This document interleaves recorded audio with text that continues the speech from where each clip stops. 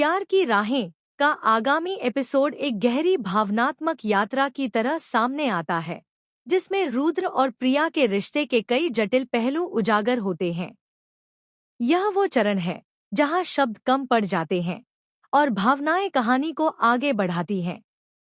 Episode की शुरुआत एक तनावपूर्ण माहौल से होती है, जहां रुद्र अपने भीतर के टूटन और धोखे की भावना के साथ जूझ रहा होता है। उसे किसी करीबी की सच्चाई का पता चलता है और वह बिना किसी देरी के एक बड़ा फैसला ले लेता है। लेकिन यह फैसला, भले ही उसके गुस्से और सहीगलत की सोच से निकला हो, प्रिया को अंदर से तोड़ देता है। प्रिया इस पूरी स्थिति में खुद को असहाय महसूस करती है। उसे लगता है कि उससे कोई बात नहीं की गई, उसकी भावनाओं को नजरअंदाज कर दिया गया।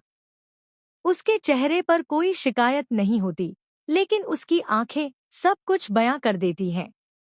वह चुप रहती है, लेकिन उसकी चुप्पी हर दृश्य में गूंजती है। रुद्र भी जानता है कि उसने जो किया, उसका असर सिर्फ उस इंसान पर नहीं पड़ा जिसे उसने दूर किया, बल्कि उस पर भी पड़ा जिससे वह सबसे ज्यादा जुड़ा हुआ है, प्रिया। वह खुद को रोकता है, उससे बात नहीं करता, लेकिन उसे देखते ही उसकी नजरें झुक जाती हैं। वह बहस नहीं करता, लेकिन हर पल सोचता है कि क्या वह प्रिया को खो चुका है।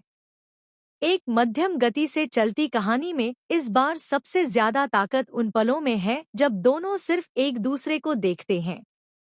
कोई संवाद नहीं, लेकिन उनके बीच की दूरी और बेचैनी हर दर्शक को महसूस होती है।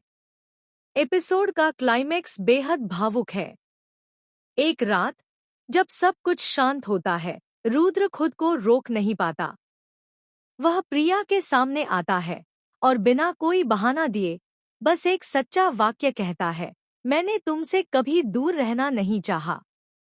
ये शब्द जितने साधारण लगते हैं, उतने ही असरदार हैं। प्रिया पहले तो कुछ नहीं कहती, लेकिन उसकी आंखों से बहते आंसू ही जवाब बन जाते हैं। इस पल में दोनों के बीच की दीवारें हिलती हैं, लेकिन टूटती नहीं। क्योंकि प्रेम में क्षमा आसान नहीं होता, और जब भरोसा टूटा हो, तो उसे जोड़ने के लिए सिर्फ माफी नहीं, समर्पण चाहिए। इस एपिसोड में न कोई नाटकीय घटनाक्रम होता है, न ही कोई ऊंची आवाज में बहस।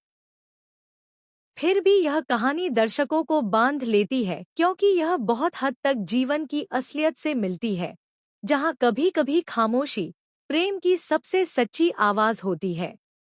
अगर आप चाहें तो मैं इस भावनात्मक सीन का एक काल्पनिक स्क्रिप्ट या रुद्रप्रिया की डायरी से लिखा कोई अंश भी तैयार कर सकता हूं, ताकि इस रिश्ते की गहराई को और महसूस किया जा सके।